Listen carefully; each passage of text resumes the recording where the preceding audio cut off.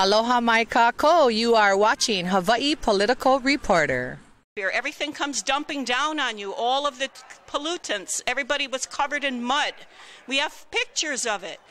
My whole thing is the history. I want people to know that this has been going on for years. We're not a bunch of rabble-rousing crazies. We're not a bunch of drug addicts. I'm a farmer, a citrus farmer. Many of us have farms, families, right on the edge of this development, and it is a poor development, and the government of our state is doing everything they can to advance it. I have tried to work within the system for 10 years. I left the system realizing that we are not who they want to protect. I am left this whole thing thinking that they will do anything for this development. Our government, everybody in the industry, the unions, everybody in the state that can gain $1 from it is going to back them. Everybody who's harmed, everyone who is being impacted is not. This election is the most important thing to us in our county because the county is about to be taken over by the state for the geothermal and other energy and industrial projects, and we object. Wow. No matter what you try hide, you know your motive and the reason. You headed to a place more hotter than a sun, cinnamon done. Uncorruptible. Hawaii Political Reporter, KHPR.net.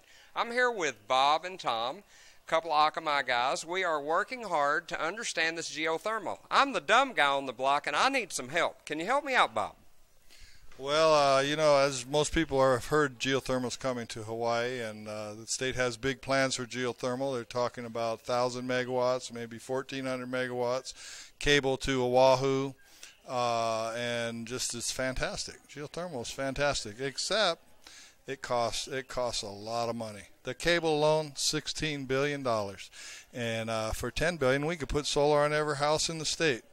So we also, you know, are talking about putting all of our power in a lava zone 1 area, subject to earthquakes, lava inundation.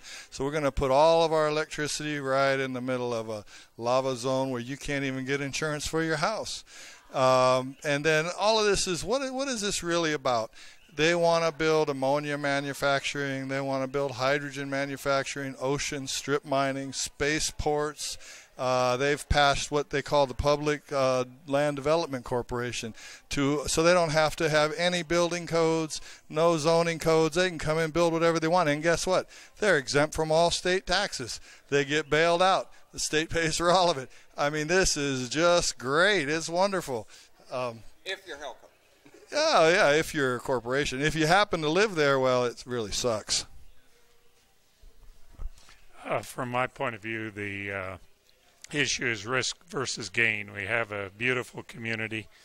If the state of Hawaii decides that that community needs to be turned into an industrial zone, it should be done responsibly with protecting the safety and the health of the people. And in fact, that does not appear the case. We live in an earthquake zone, and it is unclear to me and in the public record what we have, what precautions we've taken to be sure that the dangers of geothermal are not released to the public in the event of a major earthquake. You know, Tom, I like what you're saying, and I want everybody out there to understand that I am a Punatic, but these guys seem to be a little smarter than me. Could you tell us what your background is, Tom? I'm a retired naval officer. I had command of USS New York City, a nuclear-powered submarine, and subsequently major command in San Diego of a submarine squadron.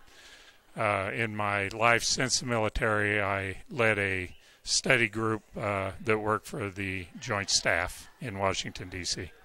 That's super, Tom. Now let me get this straight. You were on a nuclear submarine, and you're telling me that geothermal is just a little too dangerous for you. I'm telling you that I have not been able to satisfy myself that we're adequately addressing the risk. Fantastic. And Bob, tell me a little bit about yourself. I've been here since before geothermal. I run a sawmill, salvage lumber. We pick up trees, and been fighting geothermal for 31 years. There you go, guys. And we found out something really important this evening, that Harry Kim is on our side.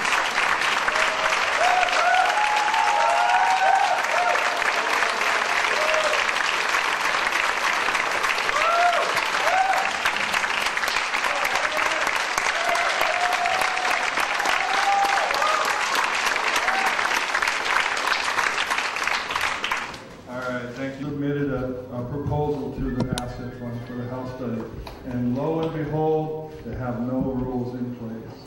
And they don't know what to do, and then they tell us, we don't know what to do about it. So what they told us was they were going to, the Windward Planning Commission is part of the planning department, and they were going to have a hearing, and they're going to look at the rules and all that. And it's supposed to be September 2nd, which is tomorrow. So I found out, I called them up a couple of days ago to find out how it was going, and they said, oh, well, we canceled the September 2nd meeting. And I said, well, why did you cancel the meeting? He goes, well, there was nothing on the agenda. And I said, what do you mean there was nothing on the agenda? We have a proposal for a house study. And then he goes, well, who is this? And, at that point, he started scrambling. And then he said, well, we don't know anything about this, about how this thing works and how these rules are supposed to work. So we need a report from the planning department, and that's going to take time. So they're going to now supposed to do it on October 4th. And basically, I think they're trying to push it past the election at least. Joyce, afterwards, can we do it afterwards? No, you said he, but who is he? The person I talked to at the Department of Planning was Darren.